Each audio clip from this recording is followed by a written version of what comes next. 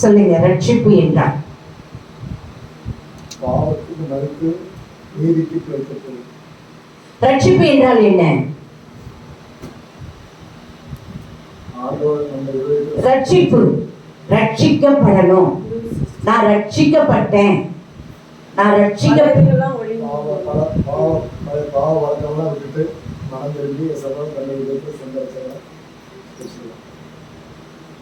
ரட்சிக்கப்படணும் அப்படின்னா முதலாவது உன் இருதயத்துக்குள்ள இயேசு வரணும்.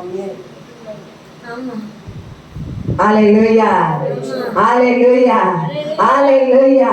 முதலாவது நீ ரட்சிக்கப்படணும் அப்படின்னா, ரட்சிப்பு என்றால் உனக்குள்ள இயேசு வரணும்.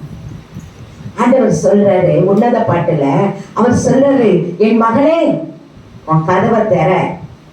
அவர் சொல்ற, இல்லை ஏசப்பா, இப்பதான் நான் குடிச்சேன், இப்பதான் நான் என்ன செஞ்சேன், என் செப்பல்லாம் கலத்தி போட்டு நான் வீட்டுக்கு போடுற ட்ரெஸ் போட்டேன், நான் என்ன செய்ய போறேன், தூங்க போறேன், இப்ப என்னால கதவை திறக்க முடியாது.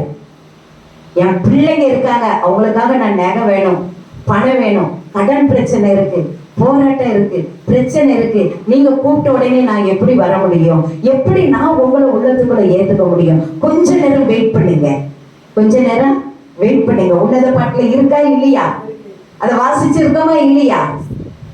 அப்போ வெயிட் பண்ணுங்கன்னுட்டாங்க. அதுதான் இன்னைக்கு யாருமே முழுமையா இருதயத்தை அவருக்கு கொடுக்கவே இல்லை. அப்ப எப்படி ரட்சிப்பு வரும்? அப்ப எப்படி நமக்கு ஆசீர்வாதம் வரும்?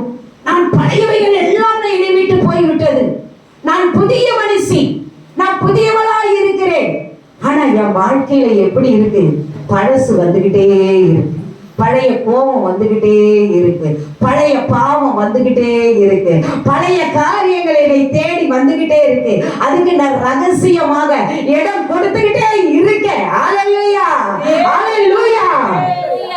ஒரு நேரம் நான் பாவத்தை, அததான் தாவீது சொல்லுகிறான், நான் உளையான சேற்றில் தான் கடந்தேன், என்ன ஒரு பலத்த கரம் பிடிச்சு தூக்கி எடுத்தது. ஹல்லேலூயா, ஹல்லேலூயா, ஹல்லேலூயா.